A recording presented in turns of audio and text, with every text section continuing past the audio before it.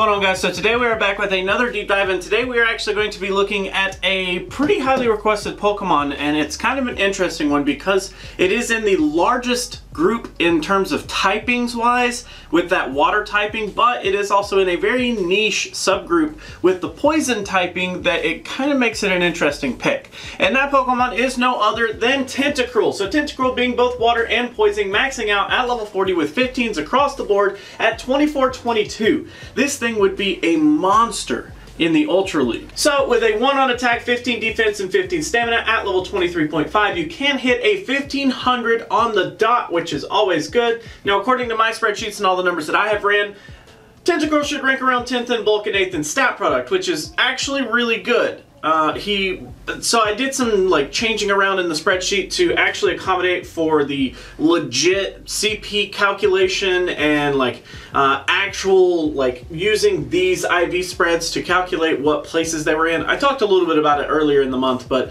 basically it skyrocketed a lot of Pokemon, and I think Tentacruel was one of those that just barely missed the mark of like top 10 in both bulk and CP, but now that it's more accurate with how I calculate that, Tentacruel looks a lot better.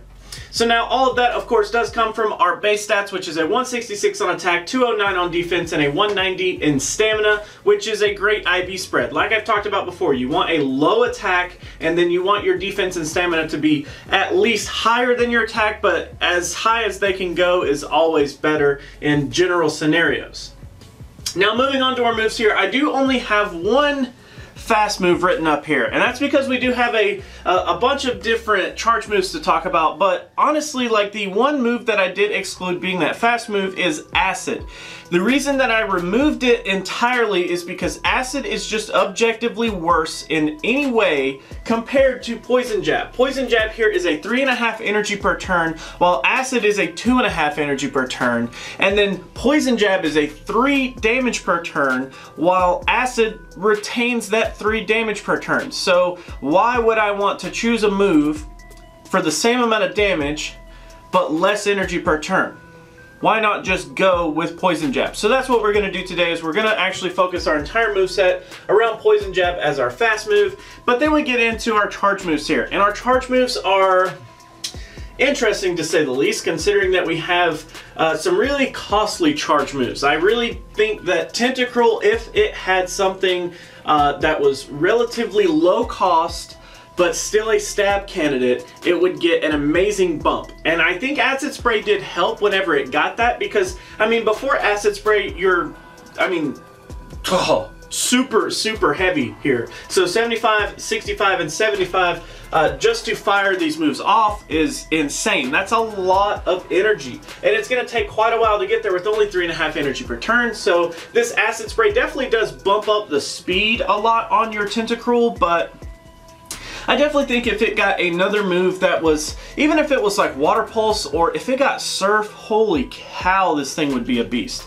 So besides that, let's actually get into what we do have here. So we have Hydro Pump here for 75 energy. It's a 130 on the damage with a 1.73 on the damage per energy ratio. After stab, it does get bumped up to that 156 for a 2.08 on the damage per energy ratio, which is pretty nice. It's always good to see above a 2.0 there. Then we have Sludge Wave here for 65 energy. We get 110 damage at a 1.69 damage per energy ratio. After stab, it does get bumped up to this 132, which does put it over that 2.0 at just 2.03, which is great. Then we have Blizzard here. Of course, it's not going to be a stab move considering that we do not carry that ice typing. We have Blizzard for 75 energy. We get 130 damage at a 1.73 on the damage per energy ratio. And then last but not least, we do have our Acid Spray for only 50 energy. We're only going to get 20 damage at a 0.40 damage per energy ratio. Now, it is a stab move, so we do get bumped up here to the 24 on the damage, which still isn't a whole lot. And then we are doing a 0.48 on the damage per energy ratio. So, Acid Spray is definitely going to be useful for a little bit of speed, plus it does have that guaranteed debuff to the opponent's defense, which I think is pretty nice. I think we kind of have to have Acid Spray here. I mean, I don't want to say that you're going to do bad if you don't have Acid Spray, because I do think that Sludge Wave is a little bit more well-rounded in terms of a move. Like, it's going to push out a ton of damage for the lowest cost after Acid Spray. It's only 15 more energy, but I definitely think that Acid Spray gives us the speed, and it's going to give us that utility of setting up for the next matchup. Let's say that we're going to basically forfeit our Tentacruel, but we're going to try to get off as many Acid Sprays as we can. If the opponent has a Charizard and we're almost ready to die as Tentacruel and we set up with 2 Acid Sprays, that Charizard's going to eventually kill us, since we have suboptimal chances of surviving with low health. But our next Pokemon is unfortunately a grass type Pokemon.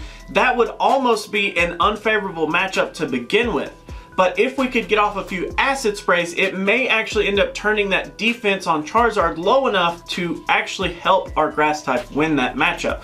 So it's more of a utilitarian type move to use Acid Spray. It sets you up for future problems that may actually end up turning into your favor. So I definitely think that Acid Spray is what we're going to go with today.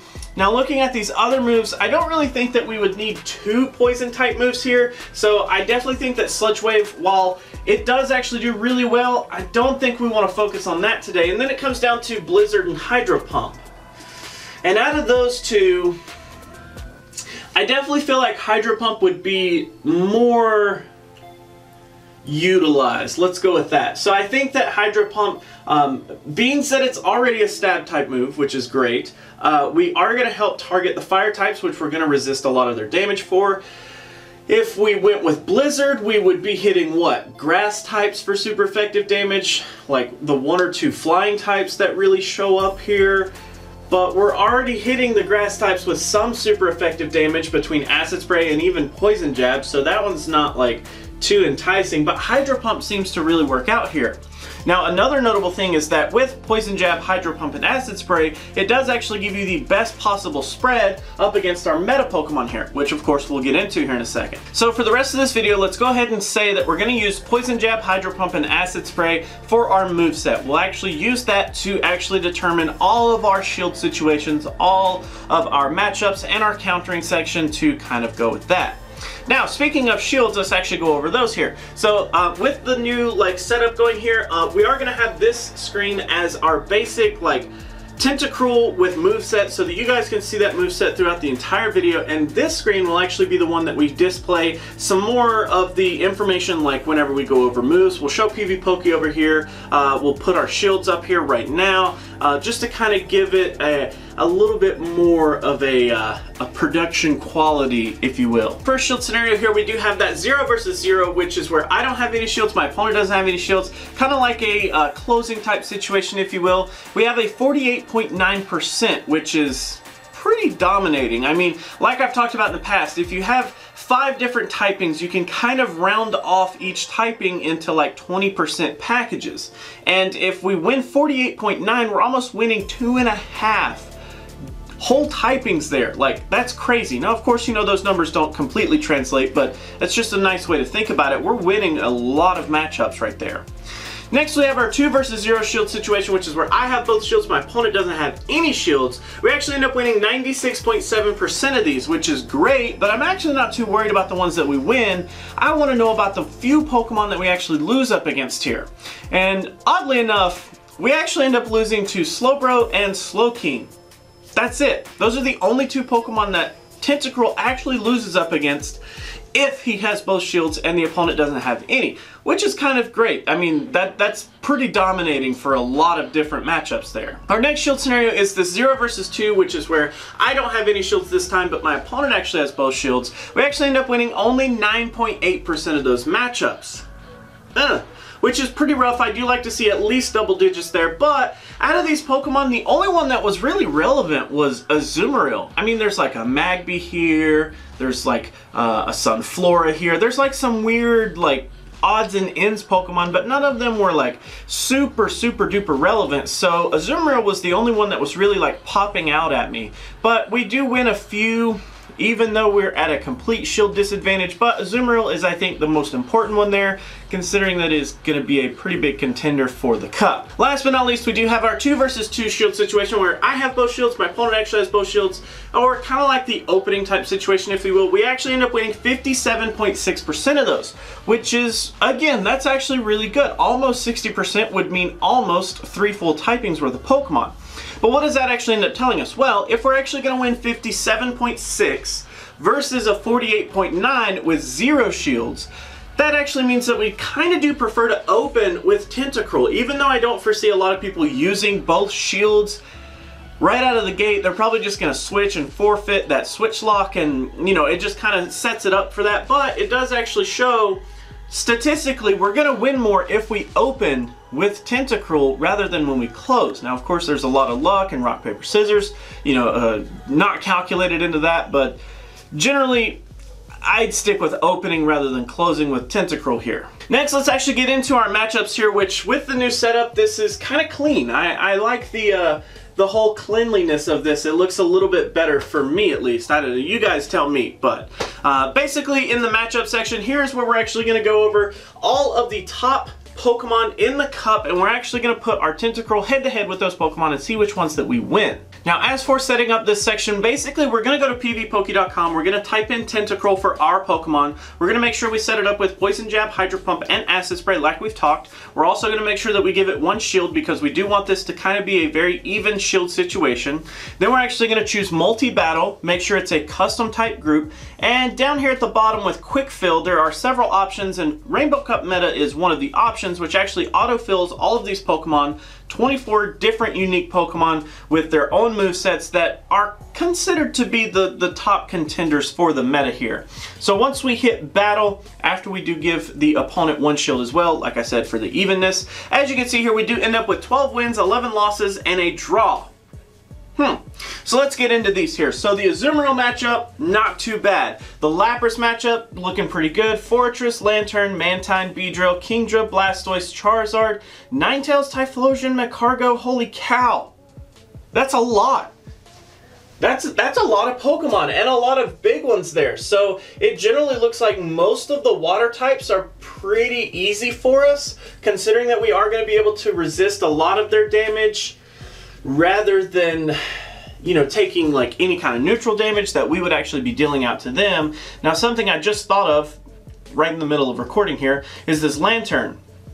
We have done a deep dive on Lantern, and generally I do think that Water Gun is going to be more useful in the cup, but if we are actually running this Charge Beam variant, let's see, it actually does end up turning the tide, but as you can see, we are actually able to get off 2 different acid sprays before we actually faint there, which I think would be important because even though it's an unfavorable matchup, we're actually setting up that Lantern to have a super low defense, which will help. Even if we had a Pokemon that's still going to be weak to that Charge Beam, we'll have a way better chance of beating it after we set up with that Tentacruel to knock down whatever Pokemon is next. So moving on to our only tie here is up against Executor, which, okay, that makes a little bit of sense. Considering that we do carry that poison typing, we are going to be kind of weak to the psychic types, and considering that it is one of the top contenders for the confusion users, that does make a lot of sense. Plus, it also has access to Seed Bomb, which will help it in against our water typing as well. So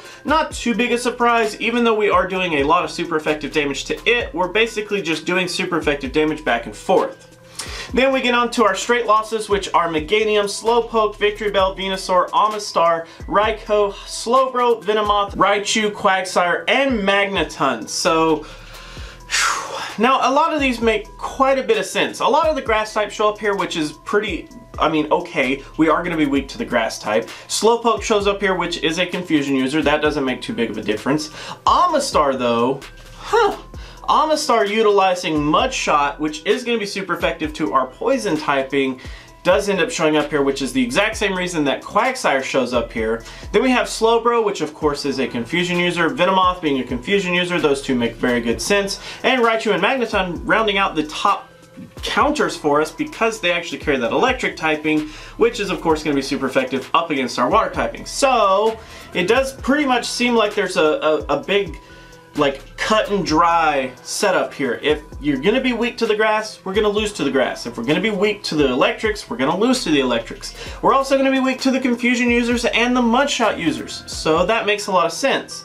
But on the opposite side, we are gonna basically dominate a lot of the things that don't have access to super effective damage to us, while we're able to at least push neutral damage while they're pretty much lagging behind in that damage front. And then the fire types, of course, I mean, we're gonna be taking resistive damage, dealing neutral damage until we get to that Hydro Pump, whenever we can just flat out just demolish the fire types there.